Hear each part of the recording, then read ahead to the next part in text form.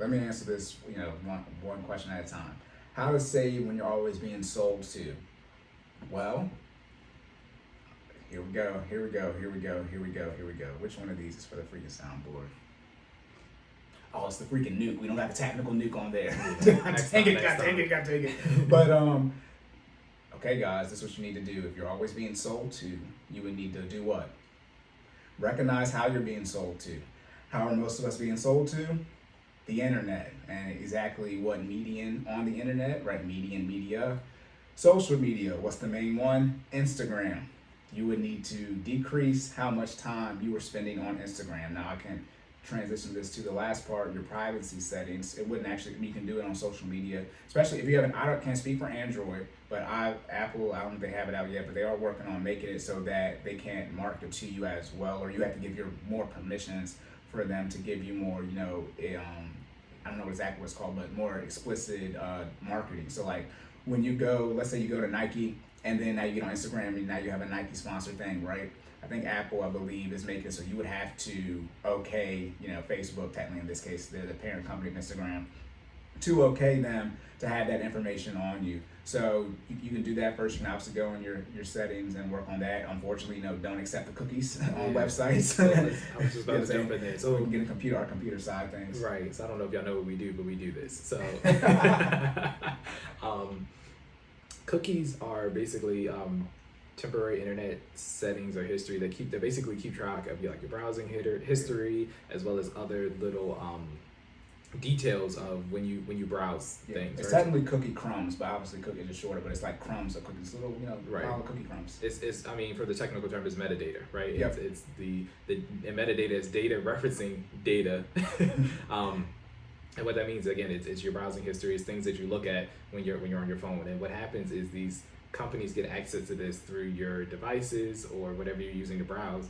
And a lot of the time, if there are applications and you allow them permissions to all these things, they have the ability to look through your cookies or your cookie crumbs in this case, and sell you things based off of the data that they find in there. So let's say you were just on Amazon and you're searching shampoo or shampoo and conditioner, and you get back on Instagram, 30 seconds later, you see an ad for shampoo and conditioner. It's more than likely because they looked through your cookies, you know what I mean? Or they found some form of metadata, whether it was in your cookies or not, that showed them that, hey, this person has looked up shampoo and conditioner 10 times in the past 3 days. Maybe we should show them some ads about that. Exactly. So that is how that works from a technology perspective. Right. Now, how to resist that, Cory's going to plug you in. Right. I mean, that's, again, the D word, discipline. I mean, again, if you're an adult, which hopefully you are listening to this, so we're not going to get in trouble.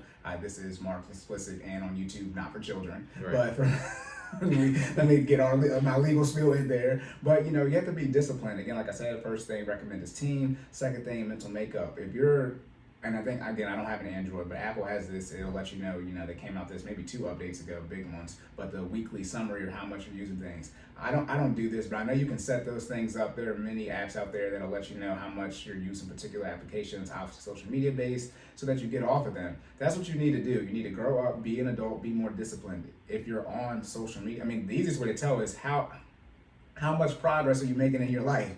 If you're not making a lot of progress, you need to get off social media. Now, obviously, hypocrite, please get on social media and look at our stuff. Yes, right? Specifically. Yeah, however, though, we do have the podcast, though. We don't want your cookies. Yeah. Whoa. Yeah. Tell us how you really feel.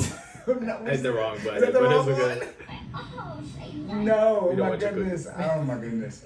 But yeah, I mean, you just gotta be more disciplined. So if your life isn't going in the direction you want to go, that's likely because you're on social media too much. So you need to get off of social media. Obviously, like I said, you can watch our stuff, but we do have the podcasts, right? I mean, like Apple Podcasts, Google Podcasts, Spotify. So that's not social media. You can listen to us there.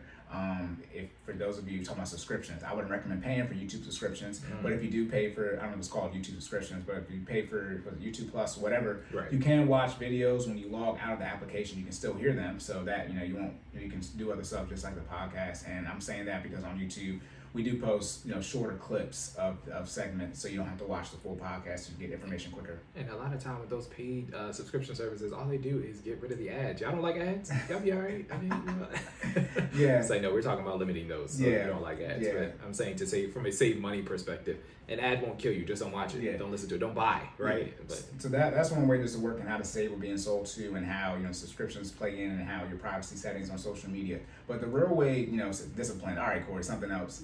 Again, here we go. The first financial thing I recommend is the budget. the budget. This is again, I have studied. Well, how much have I studied? I don't know, but I've looked at many different things. And the reason the budget is the foundation is because whenever a problem comes up, it can immediately be solved with the budget. Mm-hmm. Maybe not be solved, but you can get the answer. Should I say? Maybe not be. You might not like the solution. You have a higher situational awareness. Yeah, you might want to save $1,000, in a week, and you can't. So that's not the right answer. But you'll know, right? You'll get the information right away. And that's just what I've always heard. It's just like, do you have a budget? Because your budget, the budget that I recommend people. Let me clarify that. I do use every dollar, right? And I use Mint as well, but the budget I recommend people doing is the budget that I have on my link tree. It's called the budget template. That will put not just all your expenses on there, and this isn't where you can track your transactions if you want to. It's a Google document, so good luck with that. But you will have not just all of your expenses on there, but you will have them prioritized and categorized. So when I say your financial house, again, grocery bill, shelter, utilities, and then your rental, mortgage, clothing, transportation, so insurance, gas, and a car payment if you have it, and then insurance, right? So this is technically life insurance. So most of you are paying for medical, dental, vision, through your job. I gotta find a faster way to say that. I would say financial house. Y'all should know by now.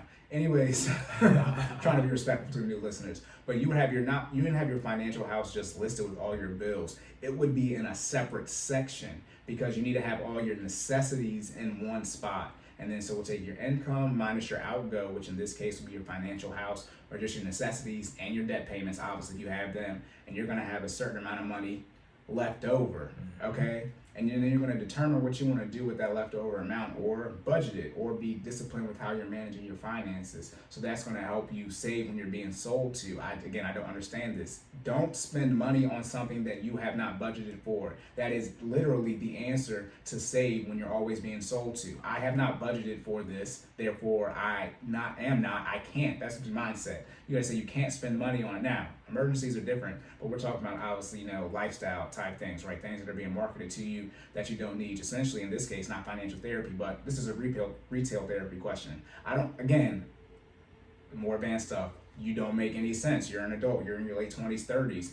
You get on a budget and say, I'm going to spend my $4,000, literally all $4,000, like $4,000 and 0 cents on X amount of things. And if something comes up that is more than you have the money budgeted for, then you cannot buy it by definition. Now we get into debt. Always remember with credit card debt, you should never have a balance at the end of the month. That's again, all the debt type of stuff.